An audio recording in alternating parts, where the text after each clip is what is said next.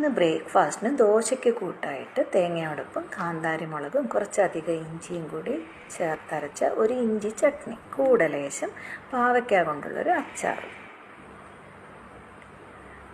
ഉച്ചയ്ക്ക് ലഞ്ച് ബോക്സിലേക്ക് ചൂട് കുത്തരിച്ചോറിനോടൊപ്പം ഉരുളക്കിഴങ്ങും ചുണ്ടങ്ങയും വെളിച്ചെണ്ണയിൽ വറ്റൽമുളക് ചതച്ചതും കൂടി ചേർത്ത് നന്നായിട്ട് വഴറ്റിയെടുത്തൊരു മെഴുക്ക് പുരട്ടി. ഒപ്പം ഉപ്പുമാങ്ങ ഉടച്ചത്. ഇതൊക്കെയായിരുന്നു ഇന്ന് ലഞ്ചും ബ്രേക്ക്ഫാസ്റ്റും.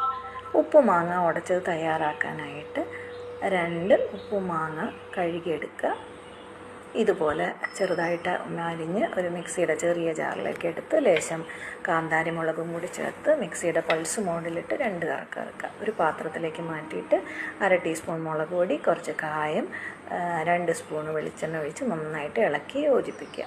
ഉപ്പ് ആവശ്യമുണ്ടെങ്കിൽ പിന്നീട് ചേർത്ത് നന്നായിട്ട് ഇളക്കാം. ഇത്രയേ ഉള്ളൂ.